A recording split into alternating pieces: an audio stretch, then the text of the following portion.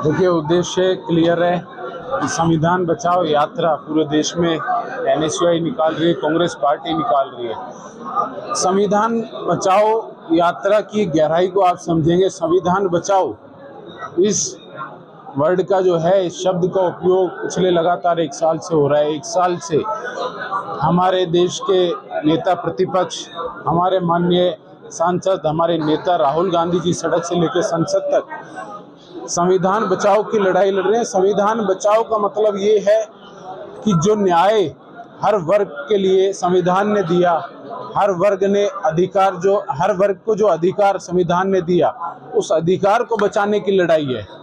हर वर्ग के अधिकार को, हर वर्ग को बचाने की लड़ाई है। शोषितों को, वंचितों को, दलितों को, छात्रों को, महिलाओं को, किसानों को उनका हक दिलाने की लड़ाई है। जो बेरोजगारी की दर आज देश में बढ़ रही है, देश में रोजगार दिलाने की लड़ाई है। शिक्षा व्यवस्था को खुशहाल और दुरुस्त करने की लड़ाई है। तमाम लड़ाइयां हैं जो संविधान से जुड़ी हुई हैं और संविधान हमको अधिकार देता है।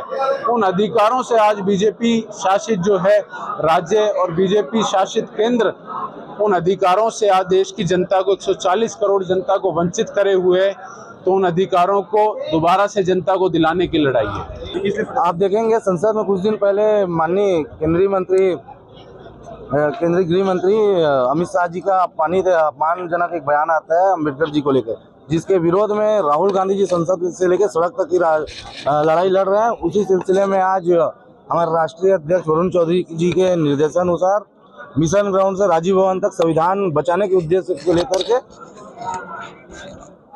राजीव भवन तक संविधान मार्च निकाला गया। क्या उद्देश्य है इसका? उद्देश्य सिर्फ ये देखेंगे, देश में दो नीति नहीं चलेगा। यहाँ दलित भी वही है, आपके पिछड़ा वर्ग भी वही है, लेकिन नरेंद्र मोदी जी का जो सोच है, इनका सिंपल सा फंड एक ही चल रहा है कि 2 व्यक्ति को ही फायदा पहुंचाएंगे। संविधान को खत्म कर देंगे, अपने हिसाब से रीति नीति लाएंगे। लेकिन अम्बेडकर जी को मानने वाले हम लोग हैं, गांधी जी को मानने वाले लोग हैं। हमारे कांग्रेस पार्टी के रहते तक संविधान हमारा बचा रहेगा और संविधान की लड़ाई हम लड़ते रहेंगे। चाहे संसद की बात, संसद में राहुल गांधी जी लड़ रहे हैं, सड़क में एनएसयूआई लड़ रही है।